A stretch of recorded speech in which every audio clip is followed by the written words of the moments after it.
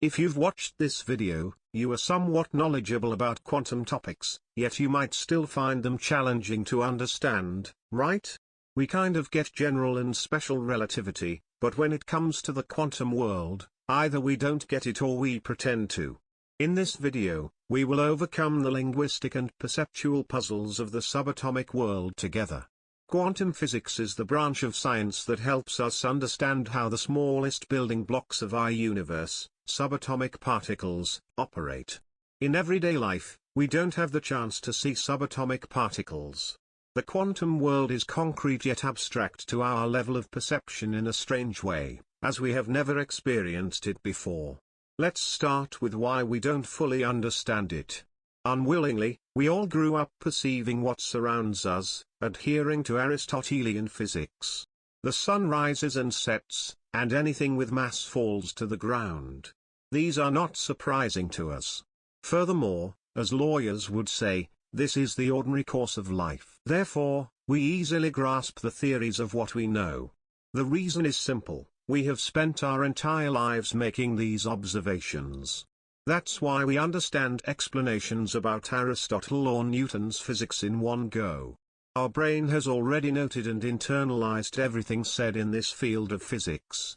When it comes to Einstein, even though it challenges our perception a bit, we tend to understand him on the second listen if not the first. The Sun, with its massive mass, creates a pit in space-time, and other planets inevitably orbit this pit.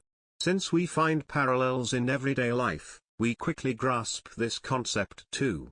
Then one day, we meet Schrödinger's cat, and things get complicated. What does it mean for a cat to be both dead and alive? In our lives, if a living being is dead, it is dead, and if it is alive, it is alive. Options beyond this contradict all the principles of causality we know to this day and what lawyers tirelessly refer to as the ordinary course of life. Here, the quantum world demolishes the ordinary course of life. Regarding this experiment, if I say it relates the principle of quantum superposition and the uncertainties of the micro-world to the macro-world, very few of us would understand this explanation. Superposition is a language barrier either knowingly or unknowingly erected by scientists. Instead, if they explained that the cat in the box could either die or not die depending on whether the radioactive material decays, and if they added that the decay of the radioactive material would absolutely be in one of the probabilities of either decaying or not until measured, we all would easily understand this situation. Instead, a language barrier like superposition is placed before us. We have already explained the uncertainty and observer effects in the subatomic world. The fact that the world we live in is entirely deterministic and not probabilistic could surprise us. However, our everyday life is full of probabilistic structures.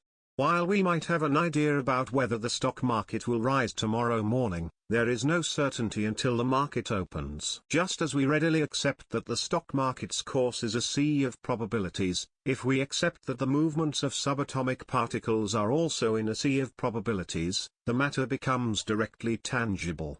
Dear science lovers, subscribing to our channel for similar content will greatly support us. Thank you for your interest.